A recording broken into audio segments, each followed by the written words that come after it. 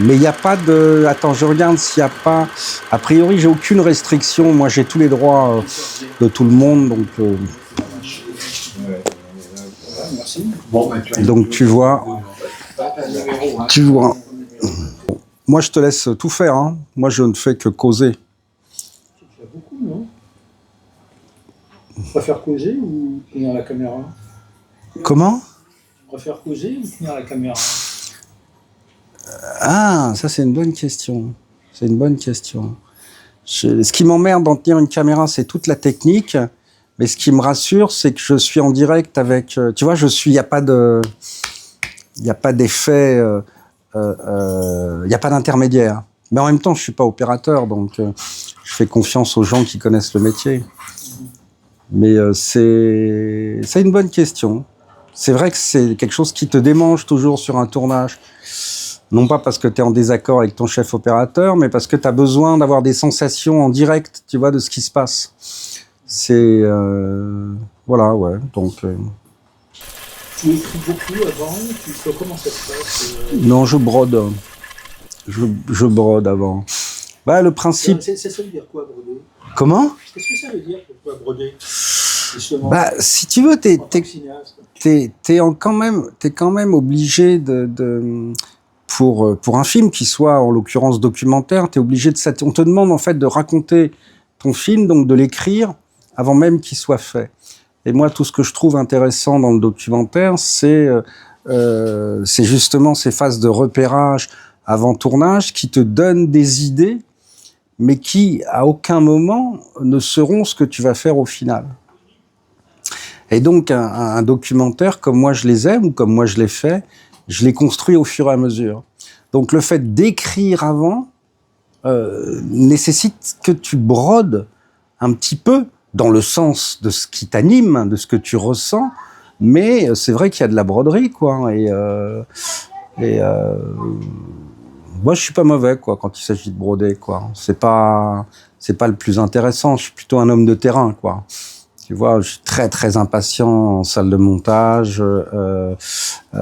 Plus ça dure, plus je suis impatient, évidemment. Mais ça, c'est les rencontres, moi, qui me plaisent. C'est-à-dire, finalement, découvrir en direct une réalité, c'est filmer le réel tel qu'il se passe, c'est non pas tel que tu l'as imaginé. Nous parlons de cellules, nous parlons de clôture. Ce que je n'aimerais pas vivre en prison, ce n'est pas l'enfermement, c'est la communauté. En fait, on ne peut être libre qu'avec des gens libres. S'il y a impatience, c'est impatience de découvrir. Donc à partir du moment où la découverte est là, je perds cette impatience et je me laisse transporter parce que je suis en train de vivre, ce qu'on est en train de vivre, s'il y a des personnages, effectivement, etc. Non, j'ai beaucoup tourné, moi je tourne beaucoup. J'ai des kilomètres d'interviews, toutes plus passionnantes les unes que les autres, mais voilà, il y a toujours une petite idée en tête, et parfois, pour aller la chercher, le chemin est long, sinueux, et très diplomatique. Moi, j'ai écrit quelques longs métrages qui sont restés dans des cartons, tant mieux ou pas, j'en sais rien. Mais souvent, l'esprit de tableau moi, je suis photographe au départ. Voilà. Donc, je pense que l'image, quand elle a trouvé son sens, on n'a pas besoin de lui en donner plus. Alors, son sens peut être trouvé par le cadre, peut être trouvé aussi là en cinéma par ce qui s'y passe dans ce cadre, mais après ça, voilà, je suis pas. Bon, puis ce film-là imposait quand même une espèce de cohérence, une espèce de rigueur par rapport à l'espace-temps, par rapport à l'enfermement.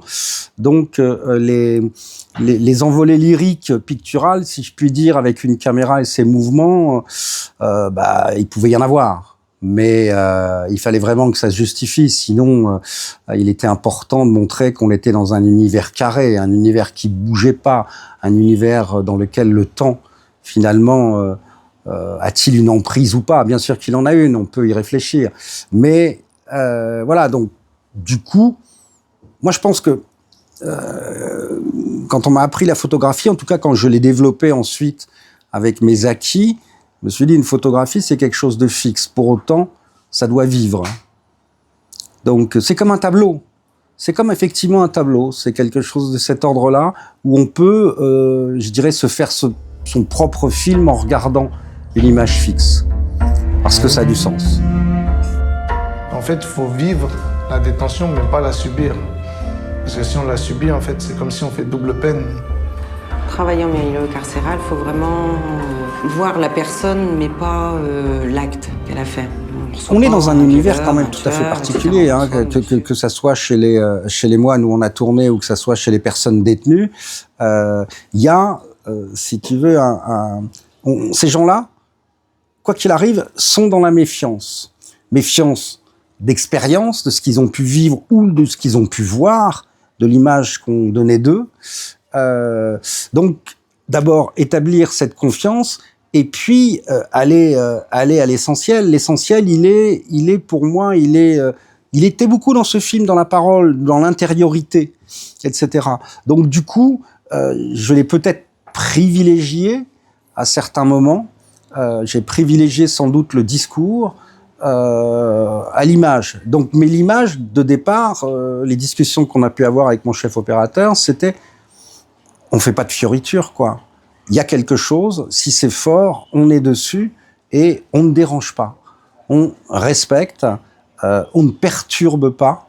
On essaie de créer des conditions vraiment j'ai envie de dire, d'un esprit d'une boîte magique dans laquelle il n'y a plus de parasites qui viennent et que on se trouve face à une lumière, on se trouve face à des mots, on se trouve face à des expressions d'un personnage qui permettent d'aller à l'essentiel. J'avais une haine contre la société et le système, et puis c'est resté ancré en moi, donc j'avais qu'une envie, c'était de me venger contre tout. On protège la société, mais souvent on nous dit aussi qu'ils seraient morts s'ils n'avaient pas été incarcérés. Rester sans rien faire, tout ça, c'est pas mon truc. Moi, je m'ennuie, et dès que je commence à m'ennuyer, après, je veux foutre le bordel, je le sais d'avance. Les silences, c'est de la parole, les silences nous parlent, les silences nous disent, les silences nous servent aussi, surtout en montage, mais ils appuient, ils mettent en perspective, ils dérangent, ils donnent ils sont tellement essentiels, les silences, et les silences dans ces univers-là, carcéral et monacal, c'est fondamental, qu'on le veuille ou non. Ils sont là. C'est extrêmement simple, ça peut paraître basique, stupide, ce qu'on veut, mais c'est vrai qu'au sortir de la période qu'on a connue, où on était, on va dire, enfermés, on était plus ou moins contraints, voilà, je me suis dit, finalement, ce que j'ai vécu, et quand moi je l'ai pas vraiment vécu parce que j'étais relativement, je pouvais relativement me déplacer, mais au sortir de cette période-là, j'ai voulu parler de l'enfermement, parler de la liberté, qu'elle soit liberté de société telle qu'on l'entend, c'est-à-dire on peut se poser des vraies questions sur ce que c'est, ou alors liberté intérieure, enfin comment on accède à tout ça quand on est dans un univers contraint, que ce soit par choix ou par obligation. Donc c'est un petit peu ça. Et il y avait à côté de chez moi ce lieu mythique tant pour les moines cisterciens que pour la pénitentiaire, qui était Clairvaux. Voilà. Donc, sachant en plus que cette maison centrale allait fermer, je me suis dit, c'est le moment, quoi.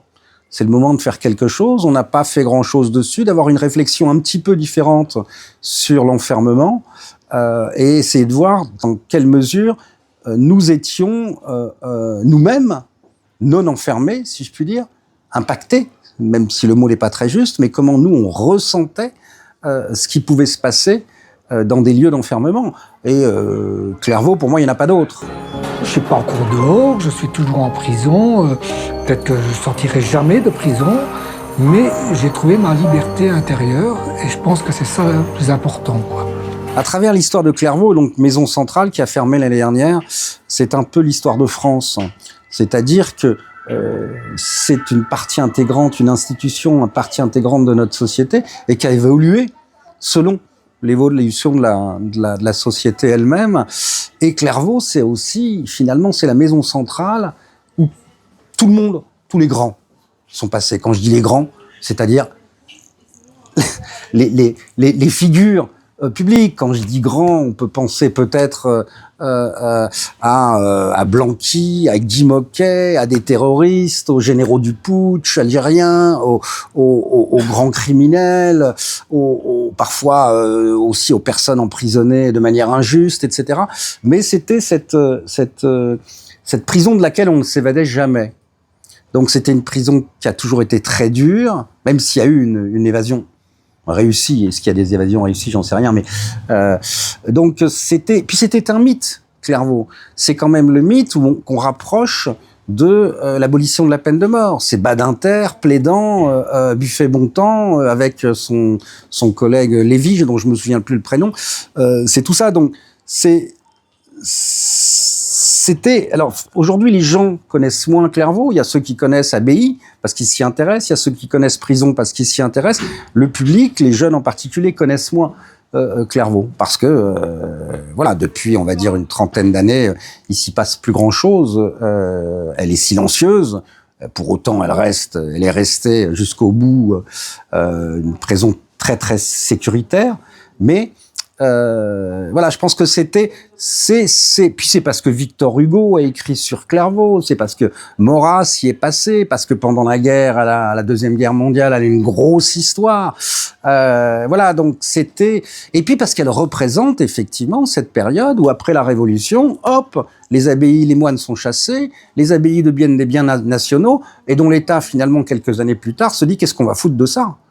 Et du coup, on les cède à un moment aux industriels, et puis après ça, on se dit, bon, privation pour peine, privation de liberté pour peine, Napoléon, et on se dit, bon, où est-ce qu'on va mettre tous ces gens maintenant qu'on a décidé qu'ils allaient faire des peines d'enfermement?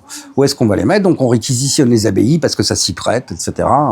Parce qu'il y a déjà des cellules, parce qu'il y a déjà des murs, parce qu'il y a déjà presque des postes d'observation aussi chez les moines, ce qu'on ne sait pas. Mais